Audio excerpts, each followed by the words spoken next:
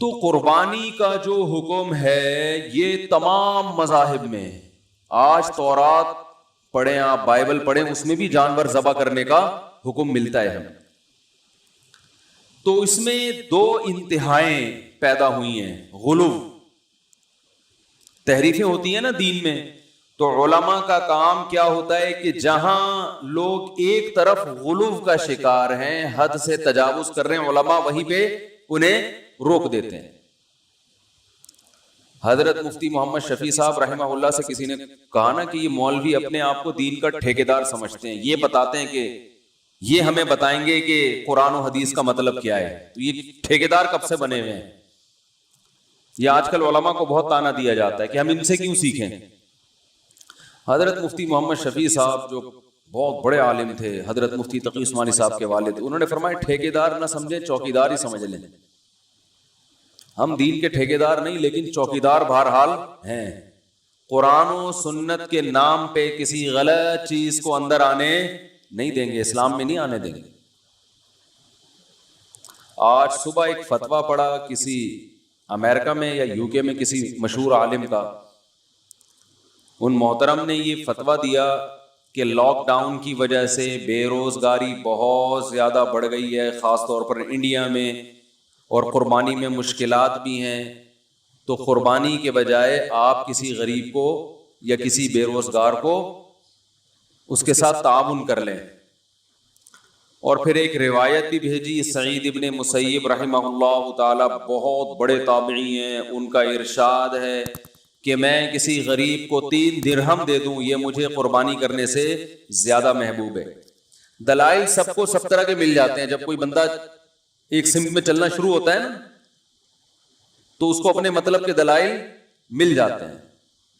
عوام حوالوں سے متاثر ہوتی ہے، بھائی کتاب کا ریفرنس بھی المحلہ، حدیث کی کتاب، ریفرنس بھی سعید ابن مسیب، بہت بڑے تابعی، ان کا ریفرنس بھی، تو کمنٹس میں لوگوں نے بڑا اپریشیٹ کیا ان کو، ماشاءاللہ زندہ باد۔ تو مجھے وہ امریکہ سے کسی نے بھیجا کہ بھائی یہ کیا ہے، تو میں نے کہا اللہ کے بندو، پہلے انہی سعید ابن مسیب کا دوسرا قول بھی دیکھ لو، مصنف عبد الرزاق میں، اس میں وہ فرماتے ہیں لَأَنْ أُضَحِّيَ بِشَاةٍ أَحَبُّ إِلَيَّ مِنْ أَنْ أَتَصَدَّقَ بِمِئَةِ دِرْهَمٍ، میں ایک بکری ذبح کر دوں بقرعید والے دن، یہ مجھے زیادہ محبوب ہے کہ میں 100 درہم صدقہ کروں۔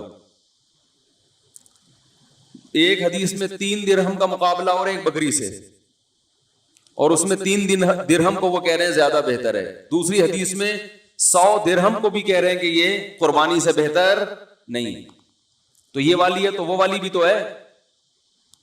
دوسری بات یہ کہ آپ کیا حضرت سعید ابن مسیب کے مقلد ہیں کہ ان کا ایک رائے سامنے آ گئی، آپ نے فوراً قربانی کا فلسفہ ہی سارا چینج کر دیا؟ سب سے پہلے رسول اللہ صلی اللہ علیہ وسلم کا عمل، 10 سال آپ صلی اللہ علیہ وسلم نے قربانی کی ہے، حالانکہ اس وقت غربت جس انتہا کو پہنچی ہوئی تھی، آج ہم لاک ڈاؤن کے باوجود اس کا تصور نہیں کر سکتے۔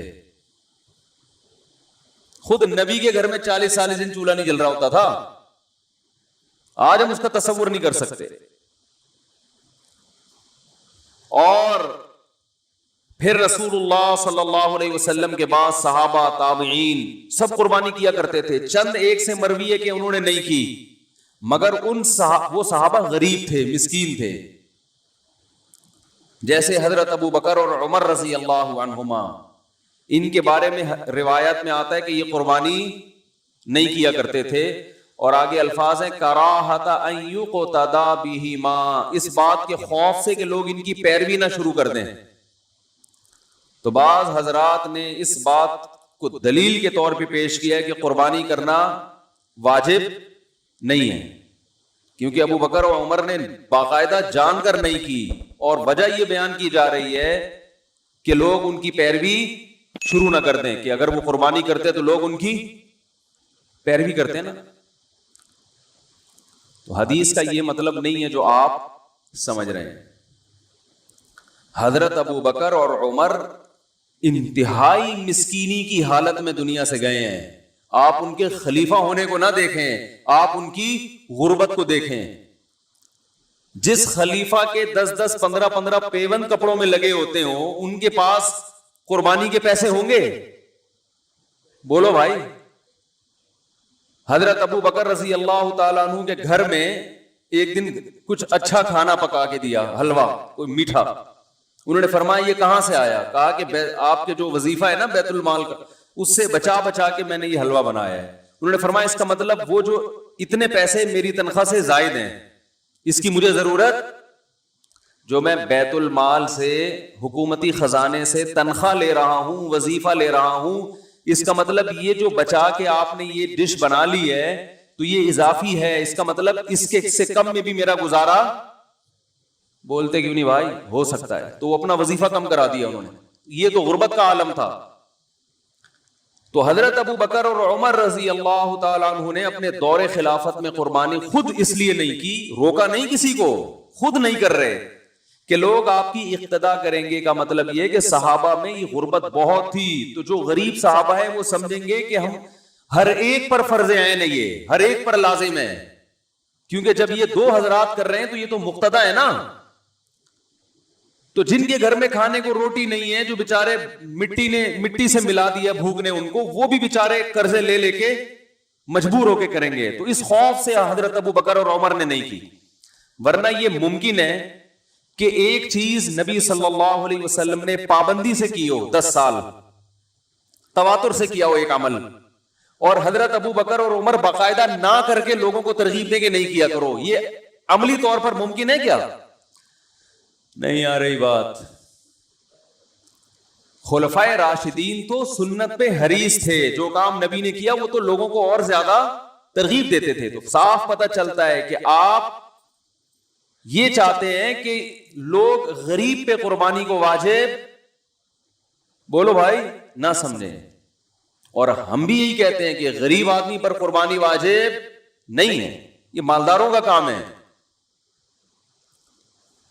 تو یہاں ایک ٹیکنیکل غلطی لوگوں سے ہوتی ہے کہ لوگ کہتے ہیں ہم تو مالدار ہیں. اب یہ بھی ممکن ہے آپ کہیں کہ چلو یہ تو ثابت ہو گیا کہ مالداروں پر لازم، بولو بھائی، نہیں ہے، سوری، غریب پر لازم نہیں ہے. تو ہم تو کیا ہیں؟ غریب ہیں. تو یاد رکھو آپ کا غربت کا دعویٰ، یہ اس میں آپ کی رائے کا اعتبار نہیں ہے، کیونکہ ہمارے سابق صدر بھی اپنے آپ کو کیا سمجھتے ہیں؟ تو وہ بھی غریب سمجھتے ہیں کہ بھائی میرے بہت خرچے ہیں، میں نہیں افورڈ کر سکتا، میں اسٹیل مل کھا کے بیٹھا ہوں، پی آئی اے کھائے، میں نے تو بہت سے چیزیں رہ گئی ہیں ابھی، اور میرے خرچے پورے نہیں ہو رہے ہیں. تو فقہا نے جو نصاب بیان کیا ہے قرآن و سنت کو سامنے رکھ کر، وہ نصاب کا اعتبار ہوگا کہ آپ کی تمام ضرورت کے جو بیسک خرچے ہیں وہ نکال کر اگر آپ کے پاس اتنا مال بچتا ہے جس پہ زکوٰۃ واجب ہو جاتی ہے 52.5 تولہ چاندی، تو اس کا مطلب آپ شریعت کی نظر میں کیا ہیں؟ مالدار ہیں. کیونکہ مالدار نہ ہوتے تو اسلام آپ پہ زکوٰۃ کو لازم نہ کر رہا ہوتا. زکوٰۃ تو مالداروں پہ فرض ہے نا. اس لیے علماء نے ایک نصاب بیان کیا ہے قرآن و سنت میں غور کر کے کہ سونا، چاندی، مال تجارت، کیش رقم اور وہ سامان جو پورے سال بھی استعمال نہ ہو، تو یہ تمام چیزیں اضافی ہیں. گولڈ کیا ہے بھائی؟ بولتے کیوں نہیں؟ اضافی ہے. آپ کے پاس اگر گولڈ ہے تو آپ کہہ سکتے ہیں کہ میں نے آڑے وقت کے لیے رکھا ہوا ہے. تو جو چیز آڑے وقت کے لیے رکھی ہوتی ہے وہ گریوی ہوتی ہے، اور جو آڑے وقت میں، جو آڑا وقت کہتے ہیں کس کو ہیں، پہلے تو یہ سمجھ لیں. آڑے ترچھے کی ڈیفینیشن معلوم نہیں ہے لوگوں کو، تبھی تو آڑے ترچھے ہو رہے ہیں. بھائی فزیکل فٹنس کا حال دیکھیں نا، عجیب طریقے سے کھا رہے ہیں، عجیب طریقے سے سو رہے ہیں، عجیب طریقے سے بیٹھ رہے ہیں، تو کیا ہو رہے ہیں؟ آڑے ترچھے ہو رہے ہیں. تو وجہ کیا ہے کہ ان کو پتہ ہی نہیں کہ آڑا ترچھا. ان سے بولو یار آپ کی توند کہاں جا رہی ہے، یہ کیا ہو رہا ہے، تو کہتے ہیں بہترین فٹ فاٹ. تو اس کا مطلب ہماری قوم کو آڑے ترچھے کا، بولو بھائی، نہیں پتا. تو آڑا وقت کسے کہتے ہیں؟ آڑا وقت کی ڈیفینیشن یاد رکھیں. آڑا وقت اسے کہتے ہیں کہ آپ کے پاس کھانے کو روٹی نہ ہو، پہننے کو، بولتے کیوں نہیں بھائی، لباس نہ ہو، رہنے کو گھر، ذاتی گھر نہیں، گھر نہ ہو رہنے. یہ تین چیزوں میں سے ایک چیز شارٹ ہو گئی تو سمجھ لو آڑا وقت آ گیا. تو فقہا بیان کرتے ہیں اگر آپ کے پاس رہائش کے لیے گھر ہے, چاہے اپنا ہو چاہے کرائے پر ہو, آپ کے پاس پہننے کے لیے کپڑے موجود ہیں, اور ایسے کپڑے جو سال میں ایک دفعہ بھی استعمال ہو جاتے ہیں, کتنا فقہا نے بڑا ظرف کیا اور کتنی بڑی گنجائش دی کہ بھئی وہ کپڑے ضرورت میں داخل ہیں جو سال میں ایک دفعہ بھی استعمال ہو رہے ہیں. حالانکہ ضرورت میں وہ داخل ہوتے نہیں ہیں, لیکن سال میں ایک دفعہ بھی ایک کپڑا استعمال نہیں ہو رہا تو اس کو آپ ضرورت میں کیسے شامل کر سکتے ہو؟ ارے کل کسی نے مسئلہ پوچھا کہ میرے گھر میں کچھ برتن رکھے 29 سال سے, جو 29 سال سے استعمال نہیں ہوئے, تو کیا مجھ پہ قربانی واجب ہے؟ میں نے کہا ان برتنوں کو کی قیمت اگر 52.5 تولہ چاندی کے برابر ہے تو قربانی بولتے کیوں نہیں بھائی واجب ہے, کیونکہ یہ ضرورت سے زائد سامان ہے. اس کے ضرورت میں داخل نہ ہونے کی سب سے بڑی دلیل یہ ہے کہ پورا سال گزر گیا اور یہ استعمال نہیں ہوئے. بھائی سردی آئی, بعض برتن ممکن ہے سردیوں میں استعمال ہوتے ہیں, گرمیوں میں استعمال, سوپ کے پیالے جو ہیں سردیوں میں استعمال ہو سکتے ہیں, گرمیوں میں استعمال کہہ سکتے ہیں نا. بہت ہی لینڈ لارڈ اگر زندگی بھی دیکھی جائے نا, بہت ہی لگژری لائف بھی دیکھی جائے جو لینڈ لارڈ کی ہوتی ہے, اس کے حساب سے بھی کم از کم سال میں ایک دفعہ تو برتن کا استعمال ہو جانا چاہیے نا. سال میں ایک بار بھی استعمال میں نہیں آیا, اس کا مطلب یہ آپ کی ضرورت میں داخل نہیں ہے, یہ عیاشی شو کے لیے کہ مہمان آئیں گے دیکھیں گے برتن بھی ہمارے گھر میں.